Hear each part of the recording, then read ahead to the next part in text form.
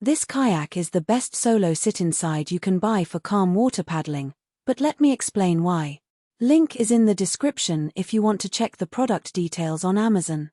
I've spent the last 3 weekends testing the Wilderness Systems Aspire 105 on a couple of lakes and a slow-moving river, and I'm genuinely surprised at how much fun it is for the price. It's not some ultralight carbon fiber raceboat, it's a solid, roomy plastic kayak that feels like it was designed by people who actually paddle instead of just marketing to us.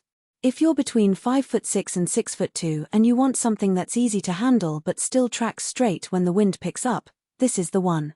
The Aspire 105 is 10.5 feet long, so it's shorter than most touring kayaks but still has enough waterline to stay stable. I'm 6 foot and change, and I never felt cramped.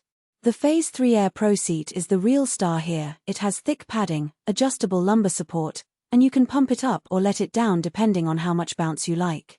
After 2 hours my lower back thanked me, and that's saying something because I usually switch seats halfway through any rental kayak.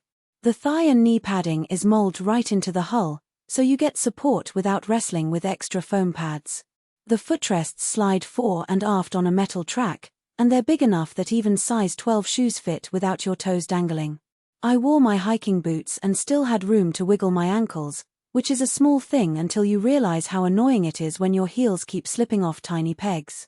Now, the Skeg system is what sets this apart from the basic recreational boats. There's a little control stick inside the cockpit that lets you drop a fiberglass Skeg up to about 4 inches. On the lake it's fine to leave it up, but once I hit the river where the current was pushing me toward the bank, flipping the Skeg down made a huge difference. I stayed on course with half the effort, and the Skeg retracts completely when you beach the boat so it doesn't drag in the sand. That alone saved me from buying a rudder kit later. Storage is another place this kayak punches above its weight. The rear oval hatch is big enough for a dry bag with clothes, a lunch, and a small cooler. The stern bulkhead gives you a little extra flotation, so if you do manage to flip it, which I didn't, the boat stays level and you can climb back on without wrestling with waterlogged gear. There's also a small bungee rig on the deck if you want to strap a water bottle or a dry box within reach. I also like that it's heavy enough to not get blown around by gusty winds but light enough that one person can drag it up a ramp without a winch. It weighs about 50 pounds, which is right in the sweet spot for a solo kayak that still feels substantial. The hull has a slight arch so it rolls over easily when you want to do a wet exit, but it's stable enough that I never felt tippy even when I shifted my weight to the side to take photos.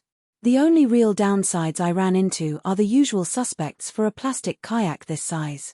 It's not going to carve like a sea kayak, so if you're dreaming of Greenland-style paddling, look elsewhere. And because it's rotomolded, the color is baked in, so any scratches you pick up on rocks or docks are permanent. They're barely noticeable unless you're staring at the hull, but if you're super particular about aesthetics, that might bug you. On the whole, though, the Wilderness Systems Aspire 105 is the kind of kayak that disappears once you're on the water. You're not fighting the boat, it's just there, doing what it's supposed to do. Whether you're fishing, birdwatching, or just puttering around with a friend, it's comfortable, predictable, and roomy enough that you don't feel like you're in a cockpit. Link is below if you want to see the current price and read the latest reviews.